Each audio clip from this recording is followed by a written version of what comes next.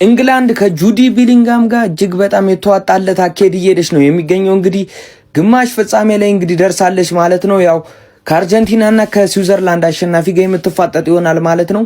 ቤሊንጋም አልተቻለም። ያራዳ ልጆች በየትኛውም መንገድ ኳሷ ከመጣች ወደሱ ነው። ማይደክም ተጫዋች ማይረግጠው ሜዳ የለም። ካንቴን እያስታወሰን ይገኛል ማለት ነው ቤሊንጋም። ያራዳ ልጆች ዛሬ ግን ለሃላንድ ኳስ መስጠት የፈለጉ አይመስሉም ኖርዌዮች። ኳሱን ይመልሱታል። ፍጹም ደስተኛ አልነበረም ሃላንድ በጨዋታውም ላይ እንግዲህ እንደተመለከትነው ማለት ነው። ምንም ነገር ነው ቻንስ ክሬት ሳያደርግ መውጣት እየቻለው ማለት ነው። በዚህ ጨዋታ እንግሊዞች በሚፈልጉት መንገድ ሃላንድንም ያስችሏል ብዬ አስባለሁ። እንግዲህ እስቲ ቶማስ ቱሄል ቡድን ቀጣይ ወዴት ይሄዳል? ሀሳብ አስተያየታችሁን ኮሜንት ላይ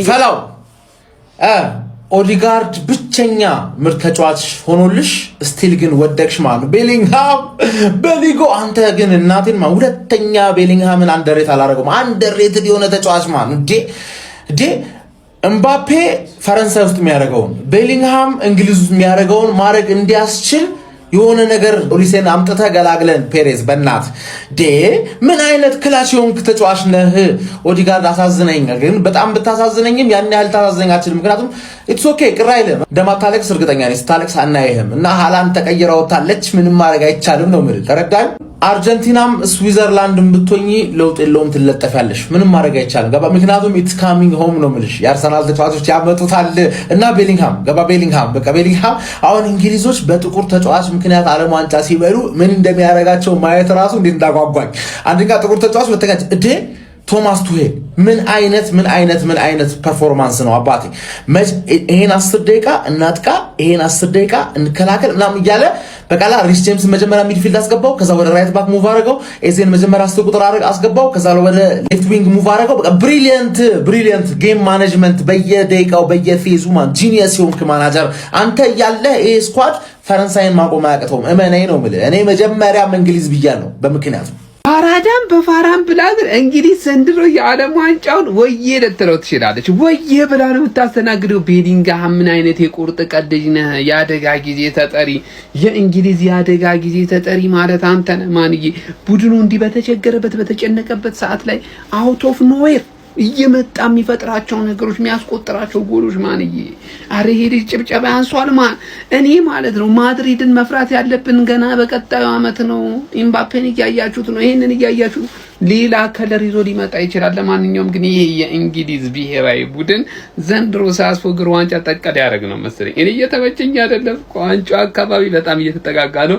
ዛሬ ሌሊት አርጀንቲና ጨዋታ አላት። እንግዲህ ማንንም ይምር አይመስልኝም። ግልጹን ለመናገር ምን ትላላችሁ? ያሰባችሁን አካፍሪ። ቤሊንግሃም ግን ይለያል ማንዬ። እንግሊዝ 4 ውስጥ ገብታለች። ጀማው ለዋንጫ ጠብቋት።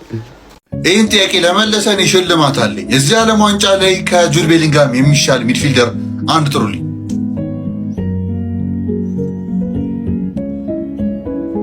የለም።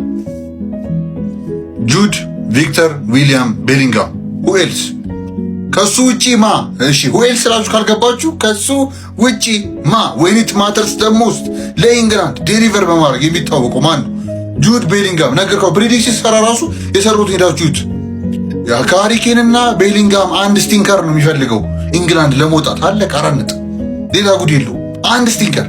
ሃሪ ኬን ስቲንከር አጋጠመው፣ ግን ቤሊንግሃም ተነሳ ዛሬ። በቃ አንተ ላይ ስቲንከር ቢያጋጠማቸው ማንም አይደራችሁም። ይሄን ጀማል እንገር ማንም እኔ ይሄ ልጅ በቃ ጉዳት ነበር ይናመት ያዘው። ተመልሶ በማድሪድ ማሊያ እስካየው እንዲደጓጓው ሁሉም እስኪመለሱ ሁሉም አይታችኋቸዋል። ዓለም ዋንጫ ላይ የኛ ተጫዋቾች እና ማይ ሚድፊልደር the best midfielder at the World Cup by a mile by the way nobody comes close። ቀደም እንደነገርኳችሁ ብስማ። ከዛ አልፎ ግን የዓለም ዋንጫ ጉዳይ ያመለጣችሁ ከሆነ በሌላ ነገር በምንም ሪሌትድ ይሁን እዚህ ነው ዋናው ፔጁ ነው ብላችሁ እያንዳንዱ ጨዋታ ሃፍ ታይም ከፉል ታይም ጀምሮ ሰማመጣላችሁ ፓስ መጫና አይረሳ። ሀሳባችሁ ኮሜንት ያስቀምጣችሁ። ኮፒ ሊንክ ይደረግ። ጁድ ቤሊንግሃም ስቲከር ግድር ዛሬ ግዴታ በቃ እንዲያ ካላስቀመጣችሁ ልክ አይደላችሁ። ባደግፉት ምን አይመለከተኝ ግድ ይልባችኋል። የተገረ ምን መለከተው ኖርዌይ ግን እንደ ቫይኪንግ እንደ ጦረኛ ተዋግተው ነው የወጡት። ምንም ወደዛ የሚካር ነገር የለውም። እውነት መናገር ሊንገራን በቃ ሶርሎት ዛሬ ሀገርን አስጨርሳል። እኔ አይከባኝ አንድ ኳስ ነው እንዳትሉኝ። ያንን ኳስ ቢሰጠው አስቡት 2-0 ቢያደርገው ጌሙ እንዴት ሊቀየር እንደሚችል ያ ሶሎት ዩ ሃቭ ብለድ ኢን ዩር ሃንድስ ማለት ይቻላል። ከዛ ውጪ ሄገም ያገባው ኳስ እንደምታስታውሱት ክሌማንት ሩፔሽሮት ነበር አንደርሰን የነበረው ፋውል።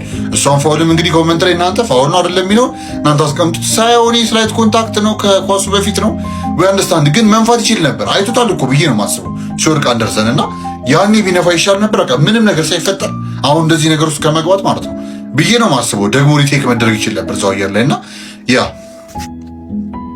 ብቻ ሚገርም እንቅስቃሴ ኢንግላንድ ዲፌንሲቭሊ በጣም መነሳት የነበረባቸው ጨዋታ ነበረ። አጀር ወርኩል መጥቶት ነበረ። ያ ኖርዌዎች እንግዲህ ሰከንድ ሃፍ ላይ በተለይ አጧጥፏቸው ነበር አይገልጹም። ኢንግላንድ ኦልሞስት ሰርቫይቭ ያደረጉት ቢባል ራሱ ምንም የሚካከር ነገር ያለ አይመስለኝም። ሃሪኬን ስቲንከር ነበር እንደነገርኳችሁ። ከዛ ውጭ ባለው ለምን ዲፕ ለመምጣት እንዳልወሰነ አላውቅም። ሃሪኬን ምናልባት ቶማስ ትክል ከልክሎት ነው በሚለው እንለፈው፣ ግን ዲፕ መጥቶ ማገዝ ይችል ነበር። ሃሪኬን በፊት የሚያደርገው እኮ እንደዛ ነበር። ላይክ መጥፎ ጨዋታ የማያሳልፈው እንዴት ነው ከፊት ለፊት እንኳን ጥሩ ባይሰራ ከኋላ ተመልሶ ነገር ያግዛል። ዛሬ ግን ከኋላ እንዲመለስ አልፈለግም ቱክል ምናልባት ብዬ ነው የማስበው። ሃሪኬን ይፈልጋል በሚለው ኢላማ ማለት ነው እና ያ እሱ ነው አይ ቲንክ ሃሪኬን በጣም መጥፎ እንዲጮት ያደረገው። ከዛ ውጭ ግን ያ ኢንግላንድ ሰርቫይቭ ማድረግ የነበረበት ጨዋታ ነው። እንዳያችሁት እንግዲህ ፈርስት ሃፍ ላይ ሾልደር አፕ የሚገርም ጎል ካስቆጠረ በኋላ ቤሊንግሃም ሊያልቅ ሲል መፈናፈኛው ላይ ነበረ ምላሽ የሰጠላቸው። አንዳቸው በጣም ጠቅሟቸው ነበር ለኢንግላንድ እንዳያችሁት አሌክሳንደር ሶሎት ካጠፋ በኋላ ማለት ነው። አንዳቸው ካረጉ በኋላ ወጥተው ሰከንድ ሃፍ ሲመለሱ ደግሞ ዴክላን ራይስ እንዳያችሁት እንግዲህ ተኤሮ ከወጣ በኋላ ሳካ አሪፍ ነበር። ሳካ ላይቭሊ ነበረ ለመሞከር የሚፈልገው ኳስ ኤክስትራ ታይም ላይ ማታውስታል። ላይቭሊ ነው በቃ ላይቭሊ ነው። እንግዲህ ደስ ይላል ሲሞክር ቆሞ ወደኋላ መመለስ ሳይሆን እንደማድረግ መሞከራት። እኔ ሞክረ ኳሱን ይዞ ውጥጥ ይሻለኛል አላችኋችሁ። ፈርቶ ወደኋላ መመለስ 30 ጊዜ አይመቸኝም። በቃ አልወድም። ሳካ ሞድልት ነገር ጥሩ ነበር። ዳይሬክት በቃ ወደ ጎል ሜድ ችግር መፍጠር የሆነ ነገር መፍጠር ዳስ ዘ ዌይ ኢት ኢዝ ብቻ ዊንገር ብዬ ነው አስበው። ያ ኢንግላንድ ግን አሁንም ታዳጊ ያስፈልጋቸው ነበር። የሚታደጋቸው አዝ ኦልዌይስ ቅድም እንዳልኳችሁ ሁ ኤልስ በት ጁድ ዊሊያም ቪክተር ቤሊንጋም ሀቀያረጉ ሶሪ ብቻ በዛው ጉዳይ ያ የሚገርም ስራ ቀጣይ እስክንገናኝ ድረስ የዓለም ዋንጫው ጉዳይ እነ ሜሲ የደረሰ ነው። እንግዲህ በደምብ ሰዓቱን አጥቦልን 1 ሰዓት ከ10 ደቂቃ ብቻ ነው። ይመቻችሁ ብቻ። እንግሊዝ ኖርዌይን 2-1 በማሸነፍ ወደ ሴሚ ፋይናሉ ኖርዌይን በማሰናበት መግባት ትችላለች። ጋይስ ጁድ ቤሊንግሃም ምን አይነት ቶፕ ፕሌየር ነው! በዚህ ሰዓት እንደሱ ኮምፕሊት ሚድፊልደር አለ ብሎ ለማሰብ የሚቸግር ይመስለኛል። የዚህ ዓለም ዋንጫ ፐርፎርማንሱ ደግሞ ሌላ ታሪክ ነው። ዛሬም ለእንግሊዝ ሁለቱንም ጎሎች ማስቆጠር የቻሉ ተጫዋች እሱ ነበረ። ኖርዌዮች ግን በጣም አሳዛኝ ተሸናባች ነበሩ። የሚገርም ፋይት ነበረ ሲያደርጉ የነበረው። በዚህ ዓለም ዋንጫም ድንቀት ከነበሩ ናሽናል ቲሞች መካከል አንዷ ነበረች ኖርዌይ። በዚህ ጨዋታ ላይም እንግዲህ በፈርስት ሃፍም በሰከንድ ሃፍም የተሻለችው ናሽናል ቲም ኖርዌይ ነበረች። እንደውም ያመከነቻቸው ኳሶች ዋጋ አስከፍሏታል ብዬ አስባለሁ። በተለይም ደግሞ ሶሎርዝ ለሃላንድ የከለከለው ኳስ በጣም በጨዋታ ላይ ልዩነት ሊፈጥር የሚችል አይነት ኳስ ነበረ። በቅድሚያ እንግዲህ ኖርዌዮች ነበር በዚህ ጨዋታ ላይ 36ኛው ደቂቃ ላይ በሽልረፕ አማካኝነት ክሮስ ለማድረግ የሄደውን ኳስ በጣም በግሩም ሁኔታ ተቆጥሮ እንግዲህ ቀዳሚ መሆን ችሎ የነበረው ማለት ነው። ከዛ በኋላ እንግሊዞች የመጀመሪያ አጋማሽ ሊጠናቀቅ ጥቂት ሽርፍራፊ ሰከንዶች በሚቀሩበት ሰዓት ላይ ጁድ ቤሊንግሃም 47ኛው ደቂቃ ላይ ያስቆጠረላቸው። በድጋሚም እንግዲህ ጨዋታው ወደ ኤክስትራ ታይም ካመራ በኋላ 93ኛው ደቂቃ ላይ ጁድ ቤሊንግሃም ተጨማሪ ጎል ለእንግሊዝ አክሎላት ሁለቱንም ጎሎች በሱም በማስመዝገብ 2-1 አሸንፋ ወደ ግማሽ ፍጻሜው እንድትገባ ማድረግ ችሏል። የምር እንግሊዝ ዛሬ በጣም ትክክለኛ ዋንጫ ቲም ከሆነች ኖርዌይ ላይ አቅሟን ታሳያለች ብዬ አስቤ ነበረ። ኖርዌይ ግን በጣም ከጠበቅኳት ሆና ቶፕና ነበር በጨዋታው ላይ እንግሊዝን ስፈትን የነበረው።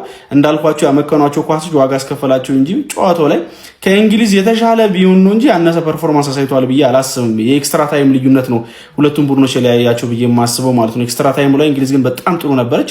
ውጤቱንም እንግዲህ ማግኘት ትችላለች ማለት ነው። ጁድ ቤሊንግሃም አሁንም እንግሊዝን ተሸክሞ መውጣቱን ቀጥሏል። ሜክሲኮም ጨዋታ ላይ 2 ጎል አስቆጥሮ ነበር። ዛሬም 2 ጎል። ሌላ ታሪክ ላይ ያለ ልጅ ነው። ስለ ጨዋታው ምን ትላላችሁ?